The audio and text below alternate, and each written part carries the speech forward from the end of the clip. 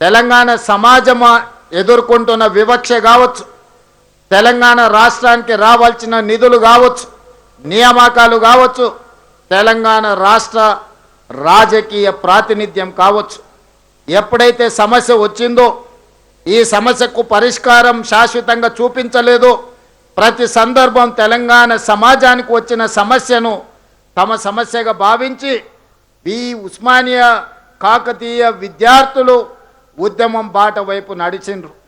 వాళ్ళ సామాజిక బాధ్యతను, వాళ్ళ యొక్క చైతన్యాన్ని ఈనాడు మనం గుర్తించి ఆయా యూనివర్సిటీల పునరుద్ధరణ చేయడమే కాకుండా అక్కడ అంతర్జాతీయ స్థాయి మౌలిక వసతులను ఏర్పాటు చెయ్యాలి అని మన ప్రభుత్వం కృత నిశ్చయంతో ఈరోజు కార్యక్రమాన్ని తీసుకొని ముందుకు వెళ్తుంది. మిత్రులారా, మీకు అందరికీ తెలుసు, యూనివర్సిటీలను నిర్లక్ష్యం చేస్తే, విద్యను ఒకవేళ నిర్లక్ష్యం చేస్తే తెలంగాణ సమాజం బలహీనపడుతుంది. ప్రపంచ దేశాల ముందు మనము ఆర్థికంగా సామాజికంగా వెనుకబాటుతనానికి లోనయ్యి చివరికి మనము అచేతనావస్థకి చేరుకునే పరిస్థితులు ఉన్నాయి. అందుకే ఈ తెలంగాణ సమాజంలో పేదలకు విద్యను, నాణ్యమైన విద్యను, సాంకేతిక నైపుణ్యాన్ని అందించడం మా ప్రభుత్వం ఒక గురుతర బాధ్యతగా భావించింది.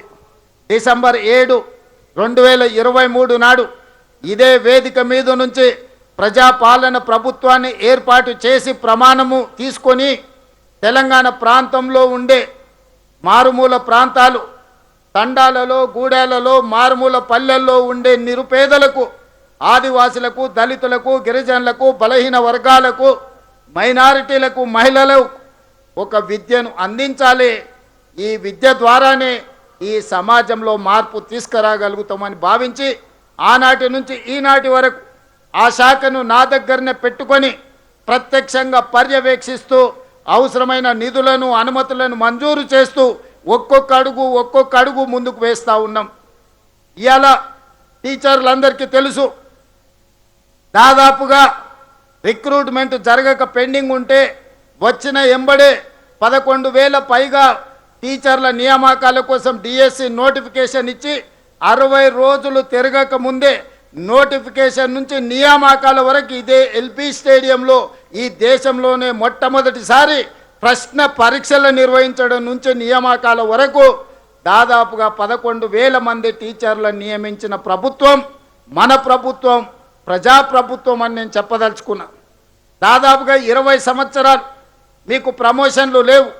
ప్రమోషన్లు లేని టీచర్లు తమ జీవితంలో ఇక ఇదే హోదాలో, ఏ హోదాలో అయితే ప్రభుత్వం ఉద్యోగంలో చేరినరో రిటైర్మెంట్ కూడా అదే హోదాలో జరుగుద్దేమని నిరాశకు లోనవుతున్న సందర్భంలో 22,000 మంది టీచర్లకు ప్రమోషన్లు ఇవ్వడం ద్వారా ఈ ప్రభుత్వం మీకు అండగా నిలబడుతుంది, మీ సమస్యల్ని పరిష్కరిస్తుంది అని చెప్పి 22,000 మంది టీచర్లకు ప్రమోషన్లు ఇవ్వడం జరిగింది. ఇదే కాదు, మీ బదిలీలు ఒక జటిలం.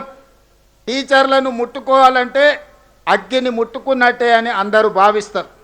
కలెక్టర్లను బదిలీ చేయడం అవలీలగా చేయొచ్చు, కానీ ఒక టీచర్ను బదిలీ చేయాలంటే అంత ఆషామాషి విషయం కాదు అని చెప్పి నాకు చాలామంది పెద్దలు సూచించారు.